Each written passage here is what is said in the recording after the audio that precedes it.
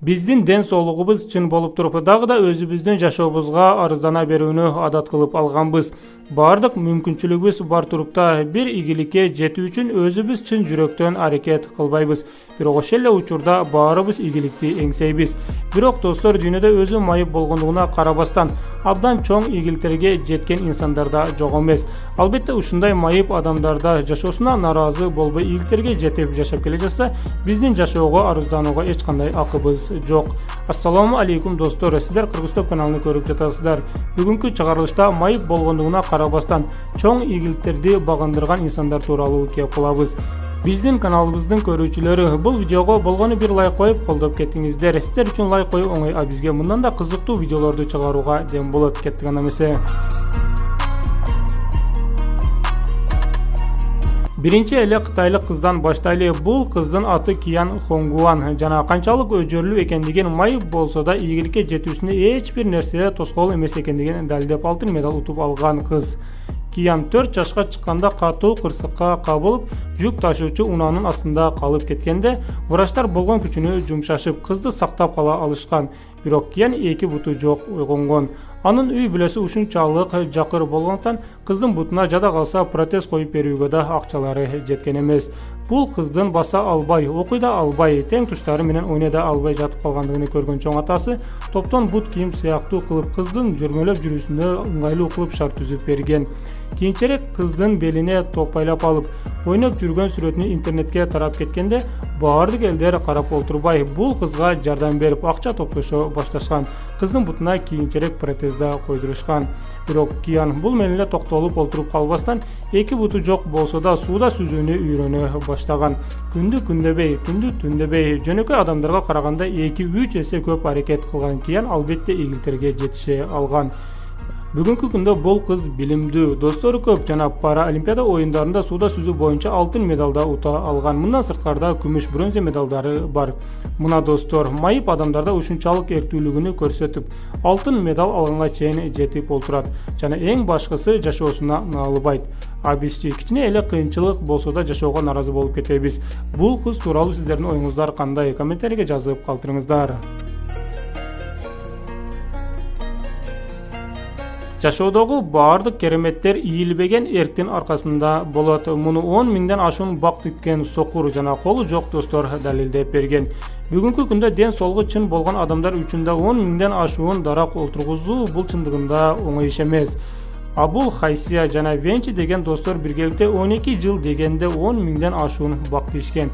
Жана алар колубуздан келген жакшылык иши бир гана ушул экен деп, эртең менен саат 7-де туруп күнүгө бак тигүүнү уланта беришкен.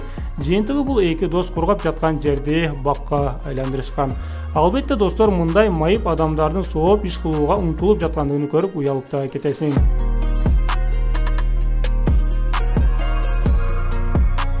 Дагы бир кытайлык Чен Синья аттуу инсан тууралуу да айтып кетели. Чен да майып, эки колу жок. Анын үй бүлөсү кыйналып, атасы өтүп кеткенде, апасыны багуу жалгыз гана ушул инсандын мойнуна жүктөлгөн. Чендин достору, туугандары баары тилемчилик кыл дешкен. Себеби Кытайда тилемчилер айына $150 чейин табышат. Жана Кытай үчүн бул жакшы эле акча. Бирок Чен эки колу жок болсо да тилемчилик кылуунун ордуна талааларга эгин эгип, дыйканчылык кылып келет. Эки колум жок болгондугу менен эки бутум бар. Бутум менен болсо да мен дыйканчылык кыла алам деп, ал өзүнүн ак мээнети менен гана паралич болуп калган апасыны багып, жан багып келишет. Мындан сырткары соо адамдардан кем эмес болуп, 7 жашында эки колунан айрылса да окуусуну бүтүргөн, китеп окуй алат, жада калса буту менен жаза да алат. Үйдөгү бардык тиричиликти өзү кылган Чен эч нерсеге арызданбайт. Апасына тамак жасап, өзү соо адамда кыла бербеген иштердин баарыны аткарып келет. Мына достор, адамдын ден соолугу чын болбосо дагы, адам майып болсо дагы талай иштерини кылып, ийгиликтерге жеткендигин көргөзүп келе жатат. А биз ден соолугубуз чын болуп туруп дагы колубуздан келген ишти ар дайым кыла бербейбиз. Эки колу, эки буту жок адамдар да бар. Албетте баарыбыз мындай адамдар ийгиликке жетүүгө эч бир шансы жок деп ойлойбуз. Бирок америкалык Ник Вуйчич колу да буту да жок болгондугуна карабастан абдан чоң ийгиликтерге жетишкен. Ал жазуучу, оратор, адамдарга дем берип жашоого нааразы болбоону үйрөтөт. Башкача айтканда ал колу же буту менен эмес, бир гана тили менен ийгиликтерге жете алган. Мунун баары жашоого нааразы болбой аракет кылганда гана болот. Ник Вуйчич өзү майып болсо да башкалардан кем эмес түгөйү бар жана ден соолугу чын болгон балдардын атасы.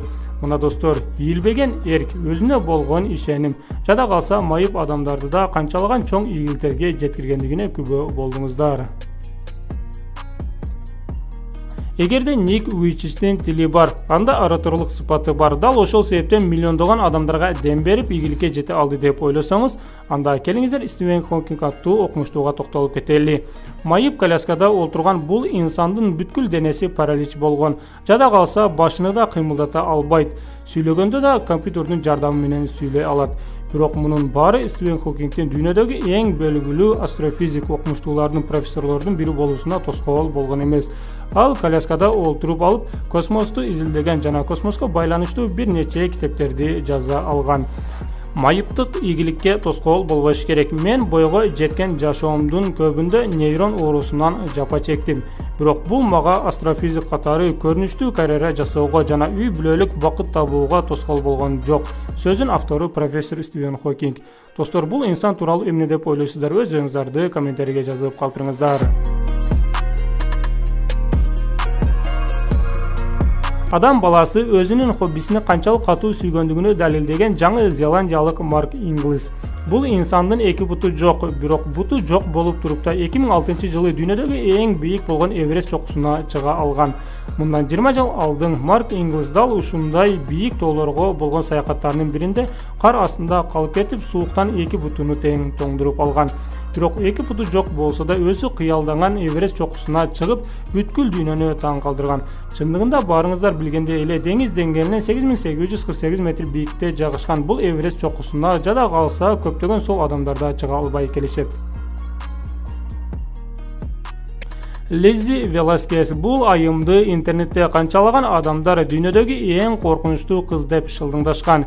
Интернетке жакшы ат менен таанымал болгон бул кыз аны жамандаган адамдарга нааразы болуп, алардын ар бирине жооп берип, алар менен урушса да болот эле. Бирок мунун ордуна өтө сейрек кездешкен денесинде бир да май жок синдром оорусу менен ооруган Лиззи адамдарга дем берүү үчүн сөзсүз сулуу болуу зарыл эмес экендигини далилдеп берген.